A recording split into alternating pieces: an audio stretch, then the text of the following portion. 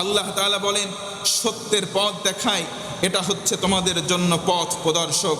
আল্লাহ সুবহানাহু ওয়া তাআলা নবীজিকে মাধ্যম করে জানালেন ফাকাদ হুদিয়া ইলা সিরাতিম মুস্তাকিম, যারা হেদায়েত পেতে চায়, সিরাতে মুস্তাকিম পেতে চায়, কোরআন ছাড়া অন্য কিছু মানার কোনো সুযোগ নাই। কথা বলেন ঠিক কিনা? যে ব্যক্তি বলবে কোরআন পড়ব, কোরআন বুঝবো আর কোরআন দিয়ে জীবন গড়ব, আল্লাহ রসুল বলেন সিরাতে মুস্তাকিম এই কোরআনটা পথ প্রদর্শক হিসেবে তাকে দান করে দেবে। চিল্লায় কোন সুবহানাল্লাহ। নবীজি বলেন আল কোরআন হুজ্জাতুল লাকা ওয়া আলাইক। কবরে যখন একটা মানুষ চলে যাবে, হাদিসের ব্যাখ্যায় মুহাদ্দিসিনে কারামগণ হাসে উল্লেখ করেন, কবরের ভেতরে একটা মাইয়াত শুয়ে আছে। হঠাৎ মানব আকৃতির একজন কে যেন বসে আছে পাশে। জিজ্ঞাসাবাদ করার ফেরেশতা চলে আসছে, প্রশ্ন করবে, সওয়াল জবাব হবে। ঠিক তার আগ মুহূর্তে মানব আকৃতির কে যেন এসে ফেরেশতাকে বাধা দেবে যে না, এই ব্যক্তিকে জিজ্ঞাসা করার আগে আমার সঙ্গে একটু কথা বলে নাও, তারপরে অনুমতি নেওয়ার পরে জিজ্ঞাসা করবে। সুবহানাল্লাহ বলবেন না? মাইয়াত জিজ্ঞেস করবে মান আনতা, কে গো তুমি? তোমারে তো আমি চিনলাম না। তার পক্ষ থেকে জবাব আসবে আমি হলাম তোমার কোরআনের তেলাওয়াত, যেটা তুমি দুনিয়াতে জেগে জেগে কোরআনের তেলাওয়াত করেছিলে জীবদ্দশায়, আমি হলাম কোরআনের সেই তেলাওয়াত। কোন সুবহানাল্লাহ। এই জন্য নবী বলেন আল কোরআন হুজ্জাতুল লাকা ওয়া আলাইকা, এই কোরআন প্রত্যেকটা মানুষের হয় পক্ষে না হয় বিপক্ষে সাক্ষী দিবেই দিবে। আর এটা শুরু হবে কবর থেকে, এটা শুরু হবে কবর থেকে। এই কোরআন আমার আপনার পক্ষে সাক্ষী দিবেই দিবে 100%, হয় পক্ষে না হয় বিপক্ষে। একটু মস্তিষ্কের কাছে প্রশ্ন করেন, কোরআন যদি পক্ষে থাকে জান্নাতে যাওয়া সহজ, আর কোরআন যদি একবার বিপক্ষে দাঁড়িয়ে যায়, আমার আপনার আমল যদি পাহাড় সম হয়, জান্নাতে যাওয়া তো দূরের কথা, জান্নাতের বর্গীয় যাওয়া আমরা লাভ করতে পারবো না। কি কথা বলেন ঠিক কিনা? আল্লাহ তাআলা ঠিক এই কথাটাই বললেন, হে রাসূল আপনাকে আমি বিল হক, সত্য সহ এই কোরআনটা নাজিল করলাম। এই কোরআনটা আরেকটা বার্তা বহন করে, সেটা হচ্ছে ফুরকান। এই কোরআনটা সত্য মিথ্যার ভিতরে সেপারেশন করে দেয়, বিভাজন করে দেয়, ভাগ করে দেয়। সত্য মিথ্যার নিরূপণের মাপ কাঠি বা এই কলকাঠি হচ্ছে কোরআন আল কারীম। সুবহানাল্লাহ। আরেকবার বলেন, কোরআন আছে যেখানে হক থাকবে না সেখানে হক অবশ্যই থাকবে, কারণ বিল হক, আল্লাহ কোরআনকে হক সহই নাজিল করেছেন। অতএব কোরআন মানতে গেলে ফুরকান আসবে। আর ফুরকান যখনই আসবে, কোরআনের সঙ্গে থাকবে সৎ পথের লোক, আর কোরআন যেখানে থাকবে অসৎ পথের লোক সেখান থেকে দূর হয়ে যাবে। এই সেপারেশনটা সরাসরি করেছেন কে? 3 নম্বর পয়েন্ট, আল্লাহ তাআলা হচ্ছেন ইতিহাসের নিয়ন্ত্রক এবং সবচাইতে ভালো বিচারক। সুবহানাল্লাহ পড়বেন না? পৃথিবীতে ইতিহাসের নিয়ন্ত্রক আমরা দেখেছি, কিন্তু আল্লাহ এই আয়াতের মধ্যে বলেন ইতিহাসের যত নিয়ন্ত্রণ আছে একমাত্র অথেন্টিক নিয়ন্ত্রক রকম লেখা হয়েছে একরকম, পরবর্তী জেনারেশনের কাছে উপস্থাপন হবে ভিন্ন রকম। এরকম বোধহয় বিদেশে হয়, আমাদের দেশে হয় না। হয়, ঘটেছে এক কাহিনী, লিখেছে আরেক কাহিনী, প্রচার করার সময় পরবর্তী প্রজন্মে ইতিহাস বিকৃত হয়ে নতুন ইতিহাস তাদেরকে জানানো হয়। কথা বলেন ঠিক কিনা? এই জন্য আল্লাহ বলেছেন ইতিহাসের সংরক্ষণকারী আমি আল্লাহ। ইতিহাস আল্লাহ কারো কাছে ছেড়ে দেন নাই, ইতিহাসের নিয়ন্ত্রক সরাসরি আল্লাহ। আমাদের দেশেরও যদি ইতিহাস আমরা সঠিকভাবে জানতে পারতাম, তাহলে যাদেরকে আমরা ভালো বলি তাদেরকে থুথু ফেলেও আমরা ধিক্কার জানাইতাম, এমনও হতে পারে। কথা বলেন ঠিক কিনা? সঠিক ইতিহাস আমাদের পর্যন্ত আসে নাই, কারণ মানুষের ভিতরে মানুষত্ব বোধ যখন থাকে না, শয়তান এসে বাসা বাঁধে, তখন ইতিহাসের সঠিকটাও তারা বিকৃত করতে এক পরিমাণ দ্বিধা করে না, 1 সেকেন্ডও তারা পরোয়া করে না। কথা বলেন ঠিক কিনা? অথচ আল্লাহ বলেন ওয়ালা আসর, সময়ের কসম।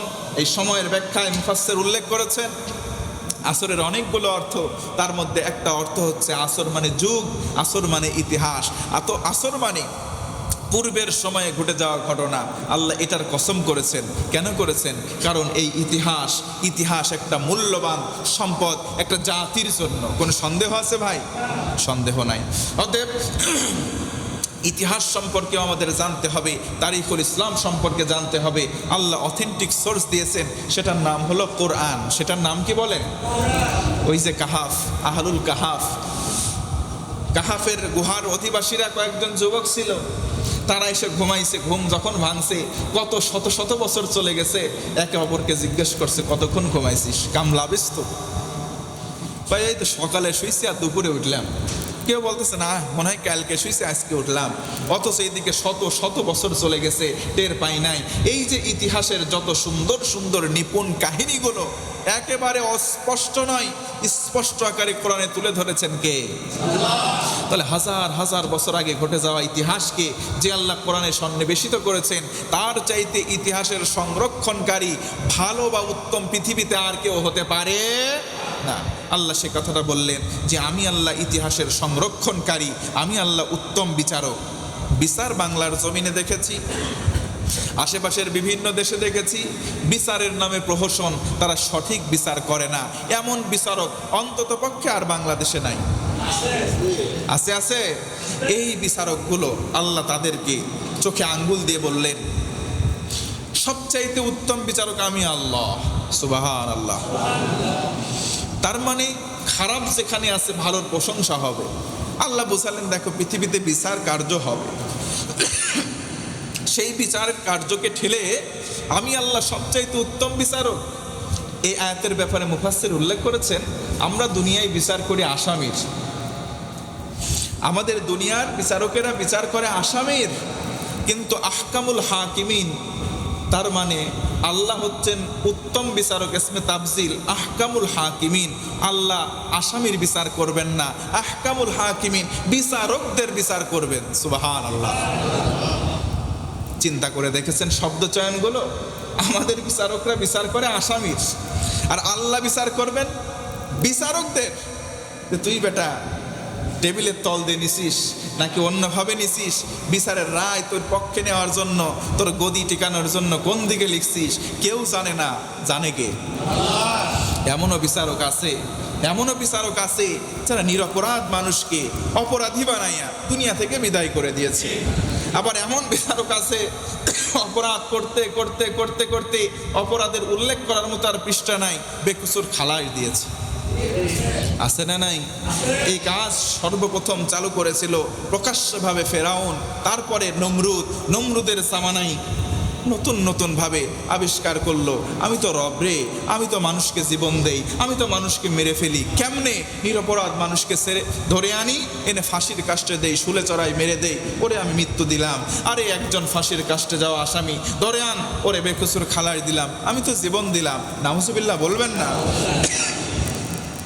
এই জন্য সিস্টেম চালু হতে হতে হতে আমাদের পর্যন্ত এসে দেখি নিরপরাধ মানুষ, কোরআনের কর্মী, তাদেরকে ফাঁসির রায় দেওয়া হয়, বলে রাষ্ট্রপতির কাছে প্রাণ ভিক্ষা চাও। নাউজুবিল্লাহ বলবেন না? প্রাণ দেওয়ার মালিককে। আরে প্রাণের যদি ভিক্ষা চাইতেই হয়, চাইতে হবে কার কাছে? এজন্য আল্লাহ বলেন, বিচারকরা সাবধান, তোরা বিচার করিস অপরাধীর, আমি আল্লাহ তোদেরকে বলে দিলাম আমি আল্লাহ বিচার করব, তোরা বিচারক যারা তাদের। এই জন্য আল্লাহ বলেন, আমি আল্লাহ ইতিহাসের নিয়ন্ত্রক, আমি আল্লাহ উত্তম বিচারক। আর উত্তম বিচারের কার্য হচ্ছে কেমন? আল্লাহ রসুল বলেন, দুনিয়াতে যদি উত্তম বিচার করতেই চাও, তিরমিজি শরীফের হাদিস, মান হাকামা বিহি আদালা, যে ব্যক্তি কোরআন দিয়ে বিচার করবে সেই উত্তম বিচারক। আদালা ন্যায় বিচারক, শব্দ চয়ন দেখেন, যে ব্যক্তি কোরআন দিয়ে বিচার করবে সে ন্যায় বিচারক। এখন কোরআনে বলা হয়েছে চোর চুরি করলে হাত কেটে দাও, আপনি চোর চুরি করেছে, ধরা পড়েছে, ওরে সাজা দিলেন 1 মাসের সাজা, জেলের মধ্যে গেল, দেখা হলো একটা মৌসালা বসে আছে, বেটা এদিকে আই, কিরে কি করছিস? জেলে আসলি? ভাই চুরি করছে, ধরা পড়ছিলাম। চড়া ওরে, ওর সেলা সামান্ডা আছে, চরমার। বেটা তুই চুরি করে ধরা পড়ছিস মানে? চুরি করতে গেছিস, 2-1টা ভোংসা দিতে পারলি না? ও যখন চুরি করে জেলখানায় যায় 1 মাস, বড় বড় ডাকাতদের কাছে থাকতে থাকতে এবার বের হচ্ছে যখন 1 মাস পরে, আর চোর থাকে না, হয়ে বের হয় ডাকাত। কি কথা বলেন ঠিক কিনা? যে ব্যক্তি ডাকাতি করে গেছে, খুনি বসে আছে ভিতরে, তুই কি করছিস? ডাকাতি। এর বেটা ছোট লোক, ডাকাতি করতে গেছিস, ছোটখাটো ডাকাতি কেন করছিস? সামনে যা আসবে সবগুলোরে ফেলাই দিয়ে চলে আসবি। ডাকাত হয়ে জেলে যায়, বের হয়ে আসে মাফিয়া হয়ে বড় বড় খুনি। কথা বলেন ঠিক কিনা? আর যদি শুরুতে ইসলামী বিধান মোতাবেক তার হাত কেটে দেওয়া যেত, রাস্তা দিয়ে হাঁটতো, বলতো কি হয়েছে বেটা, চোর চুরি করছে ধরা পড়ছিল, এজন্য হাত কাটা। ও লজ্জায় আর চুরি করবে না, ওর দেখা দেখে আরো শত শত চোর ভয়ে আগে চুরি করা বাদ দিয়ে দিবে। রাগ হচ্ছে নাকি আপনাদের? এই সমস্ত চোরগুলা যারা স্বভাবের চোর, অভাবের চোর, এই চোরদের সেপারেশন আছে। কেউ কেউ অভাবে পড়ে চুরি করে, তাদের ব্যাপারে রসুল আমার সরাসরি কট্টর পন্থা অবলম্বন না করে আগে যাচাই করতে বলেছেন এই লোকটা স্বভাবের চোর নাকি অভাবের চোর। যদি অভাবের চোর হয় ওকে আগে ধরো না, ওর আশপাশের আত্মীয় স্বজন যারা বিত্তবান আছে তাদেরকে আগে ধরতে হবে। ইসলামের বিধান কত সুন্দর।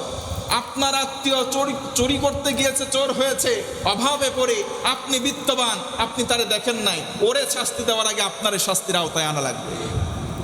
রাগ হচ্ছে ভাই? এই কাজ, এই বৈষম্য আজকে আমাদের সমাজে আছে না নাই? তাহলে দেখবেন এই কোরআনের আইন দিয়ে বাংলাদেশটা পরিচালিত হোক, এটা অনেক অভাব নয়, স্বভাবের চোররা চাই না। কারণ যদি একবার কোরআন পাশ হয়ে যায় পার্লামেন্টে, টেবিলের নিচ দিয়ে আর ওই চুরি করা সম্ভব হবে না। কি কথা বলেন ঠিক কিনা? এই সমস্ত চোরগুলোই চাই না। তারাই বারবার বিভিন্ন জায়গায় বক্তৃতা দেয় যে কোরআনের আইন দিয়ে আমাদের বাংলাদেশ হোক। এটা হচ্ছে রাজনীতির গন্ধ। কোরআন থাকবে মসজিদে, কোরআন থাকবে খানকায়, কোরআন থাকবে 40 অনুষ্ঠানে। আরে ভাই, যেই কোরআন দিয়ে আল্লাহ রসুল 10টা বছর মদিনা রাষ্ট্র পরিচালনা করেছিলেন, কোরআন দিয়ে রাষ্ট্র পরিচালনা করাটাও নবীজির বড় সুন্নত। কথা বলেন ঠিক কিনা? এই কোরআন শুধু তেলাওয়াত করাই সুন্নত নয়, কোরআন তেলাওয়াত করে করে পুরস্কার পেয়ে আনছে। ওই কোরআন তেলাওয়াত করে করে আবার অনেক মানুষ ফাঁসির দড়ি ঝুলে মৃত্যুবরণ করতেছে। একই কোরআন তেলাওয়াত করে করে তাকে পুরস্কার দেওয়া হচ্ছে, আর একই কোরআনের ব্যাখ্যা বলে অনেককে ফাঁসির দড়িতে ঝুলিয়ে মৃত্যুবরণ করিয়ে দেওয়াই হয়েছে, যার চাক্ষুষ সাক্ষী আমার বাংলার মুসলমান আমরা। কি কথা বলেন ঠিক কিনা? এই কোরআন দিয়ে আমার গোটা বাংলাদেশ চলুক, এটা আমরা চাই কি চাই না? স্বপ্নের কথা একটি বলি, আমরা সবাই আপামর জনসাধারণ, আমরা জনগণ, আমরা দেশের ভালো চাই, আমরা আমাদের ভালো চাই। কথা বলেন ঠিক কিনা? এতদিন আমরা সব কিছু দেখেছি, একের শাসন দেখেছি, চাচার শাসন, স্বামীর শাসন, ভাই শাসন, ভাবির শাসন, সবার শাসন দেখেছি। অন্তত পক্ষে ন্যায়ের পক্ষে কোরআনের শাসন বাংলার মানুষ একবার দেখতে চায়। আল্লাহ তাআলা ঠিক ওই কথা বলেন, নাজ্জালা বিহিল ফুরকান, আবার ভিন্ন আয়াতে বলেন নাজ্জালা বিহিল হক। আল্লাহ তাআলা এটা নাজিল করেছেন সত্য সহ ফুরকান দিয়ে। কোরআন যেখানে থাকবে মিথ্যার কোনো আশ্রয় সেখানে নাই, সত্যের ফুলকো দ্বারা থাকবেই থাকবে। চিল্লায়া বলেন আল্লাহু আকবার। 4 নম্বর পয়েন্টে আল্লাহ পাক হলেন অসীম, আর আল্লাহ পাক আসমান জমিনের সকল রহস্যের জ্ঞান রাখেন। সুবহানাল্লাহ। আল্লাহ পাক অসীম জ্ঞানের অধিকারী। আসমান জমিনের যত রহস্য আছে তার কাছেই একমাত্র খোলাসা আছে। জমিনের মধ্যে কি আছে আমরা বলতে পারি না। বিশেষত গোটা বিশ্বের দিকে তাকান, আজকে মুসলমান দ্বন্দ্বে থাকার কারণে ইহুদি, খ্রিস্টান আর অন্য ধর্ম অবলম্বনকারী দেশগুলো আমাদের উপরে বাহাদুরি করতেছে। অথচ যদি মুসলমান যেইগুলি দেশ আছে ঐক্যবদ্ধ হতাম, অন্য সব বেধর্মীরা চুপসে এসে মুসলমানদেরকে সব পৃথিবীর ভিতরে শ্রেষ্ঠত্ব ঘোষণা করতে 1 সেকেন্ডে বাধ্য হতো। আজকে দেখবেন পাকিস্তান আফগানিস্তান যুদ্ধ, আজকে দেখবেন বাংলাদেশ, আবার ভারতের এক মুসলিম বিভিন্ন জায়গায় আমাদের মনের মিল পড়ে না। আরে দূরের কথা বাদ দেন, আমাদের বাংলাদেশের কথা বলেন, যে আহলে হাদিস লোক আহলু সুন্নাত ওয়াল জামাতকে দেখতে পারে না, আবার যারা নরম সুন্নি তারা গরম সুন্নিকে দেখতে পারে না, আবার যারা লম্বা টুপি পরে গোল টুপিরে দেখতে পারে না, আবার যারা পাগড়ি বাঁধে তারা পাগড়ি গয়রে পাগড়িরে দেখতে পারে না। কি কথা বলেন ঠিক কিনা? মিনাল্লাযীনা ফাররাকু দীনাহুম ওয়া কানু শিয়া কুল্লু হিসবিন বিমা লাদাইহিম ফারিহুন। গতকালকে আমার মাহফিল ছিল মেহেরপুরে। আসার পথে একজন ওখানকার যিনি সভাপতি ছিলেন, বিজ্ঞ একজন আলেম, অনেক বয়স, প্রায় 100 বছরের কাছাকাছি তার বয়স হবে, সুজন ভাই ছিলেন, আমার সঙ্গে আসতেছিলেন। বললেন, হুজুর আপনার গাড়িতে করে আমি আমার বাসা পর্যন্ত যেতে চাই। ঠিক আছে, আসেন, ওঠেন। ওনাকে নিয়ে আসতেছি যখন, উনি পুরোপুরি মাহফিলের পর পুরো বয়ানটা আমার পাশে বসে শুনেছেন। শেষে বলতেছেন, বর্তমান বাংলাদেশে একটা বার হলেও ইসলামী খেলাফত প্রতিষ্ঠা হোক, এটা আমাদের স্বপ্নের চাওয়া। তবে এই চাওয়াটা মনে হয় আর দেখে যেতে পারবো না। আফসোস করে বলতেছেন, আজকে আমরা এত মাযহাবে ভিন্ন কেন হয়ে গিয়েছি? আমরা একবার সুযোগ পেয়েছি, আমরা নামাজ পড়ি কিনা, আমরা আল্লাহরে মানি কিনা, আমরা রসুলরে মানি কিনা, আমরা কোরআনকে মানি কিনা, এই তিনটা যদি মিল থাকে সব মতামত বাদ দিয়ে আসো না এক হই। তার কথাটাকে আমি অ্যাপ্রিসিয়েট করলাম যে হুজুর আমার জন্য দোয়া করবেন, আমিও ঠিক এই কাজটাই করে যাচ্ছি। অল্প বয়সে আল্লাহ রাব্বুল আলামিন যতটুকু না ইলম এবং যোগ্যতা দান করেছেন, সব জায়গায় এই ঐক্যের পক্ষেই ডেকে যাচ্ছি। যে এক সময় ছিল ফ্যাসিবাদ, তাদের যত খারাপ কথাগুলো ছিল, মিম্বার হোক ময়দান হোক, সব জায়গায় উচ্চস্বরে বলেছি। আজকেও যদি কেউ নব্য ফ্যাসিবাদ কায়েম করতে চায়, তাদের খারাপ কথাগুলো আমি বলেই যাব ইনশাআল্লাহ।